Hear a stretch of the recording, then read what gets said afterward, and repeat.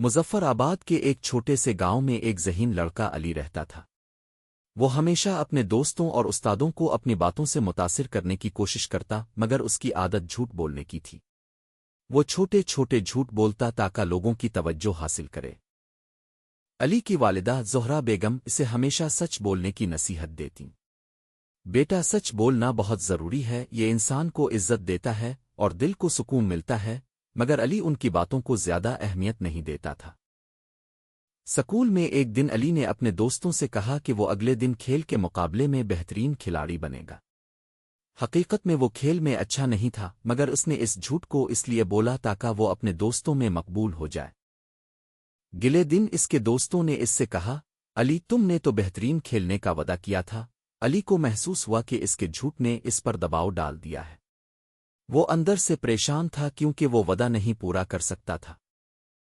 ایک دن کلاس میں استاد نے علی سے ایک سوال پوچھا جس کا جواب وہ نہیں جانتا تھا۔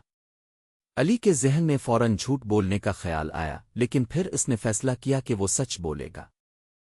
علی نے استاد سے کہا، مجھے اس سوال کا جواب نہیں آتا استاد۔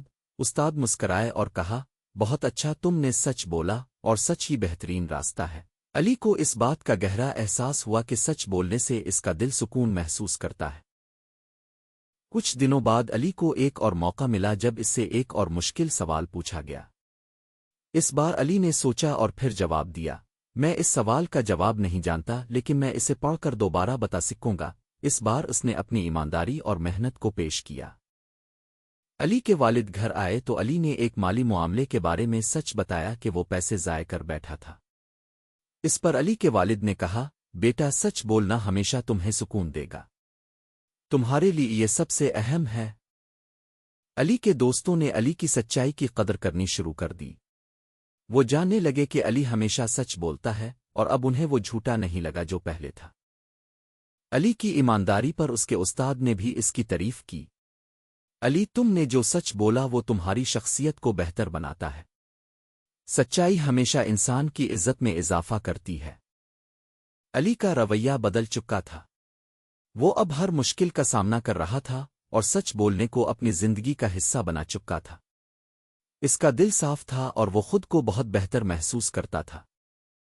علی کے والدین نے اس کے بدلتے رویے کو دیکھا اور اسے سراہا۔ بیٹا، تم نے سچ بول کر ہمیں فخر محسوس کرایا۔ سچ ہمیشہ تمہیں کامیابی دے گا۔